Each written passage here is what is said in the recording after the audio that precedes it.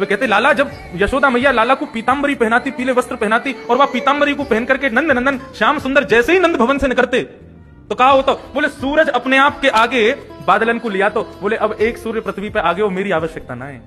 ठाकुर जी चमक रहे, वैजंती माला पहनते। ठाकुर जी की माला कैसी होती है? हम लोग माला पहनते हैं पेट तक, लेकिन आप श्री जी बाबा के दर्शन कभी श्रीनाथ जी के करो, कभी राधारमन लाल के दर्शन करो, बिहारी जी के दर्शन करो, पूरे अंग पर माला पहनते हैं। मतलब माला का एक छोड़ चरणों से छुभना चाहिए ठाकुर जी। उसका भाव क्या है ये भी वेणु गीत में बताया कि ठाकुर जी जब चलते हैं तो इतने कोमल चरण हैं ठाकुर जी के, अब वो मानेंगे है नहीं, जहां जहां खुरों के गड्ढे वहां चरण रखेंगे। तो मालाओं ने क्या विचार किया, वे पूरे अंग पर आती हैं। जब ठाकुर जी चलते हैं और ठाकुर जी के पैरों की ठोकर उन माला पर लगती है, तो उसके पुष्प उछल करके आगे की जगह पर जाकर के उसको कोमल बना देते हैं, ताकि ठाकुर जी के चरणों को श्रम ना हो।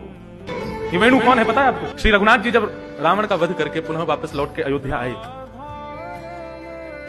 तो उन्होंने भरत जी से पूछा कि हनुमान ने हमारी इतनी सहायता की है कि हम उसके ऋणी हो गए, उनके ऋण को हम कैसे चुकावें, हमको समझ नहीं आ रहा, आप ही कोई उपाय बताओ। भरत जी महाराज बोले, 14 वर्ष तक आप वन में थे, तो हमारे प्रत्येक प्रश्न का उत्तर आपकी चरण पादुकाओं ने दिया। हमारे लिए प्रथम पूज्य आपके चरणार बिंदों की पादुका हैं, तो हे रघुनाथ जी, आपके संशय को भी पादुका ही दूर करेंगी, आप जाकर के उनसे आज्ञा लो। तो श्री रघुनाथ जी अपनी चरण पादुका जो 14 वर्ष तक अयोध्या की राज्य गद्दी पर विराजी थी, उनसे रघुनाथ जी पूछते हैं।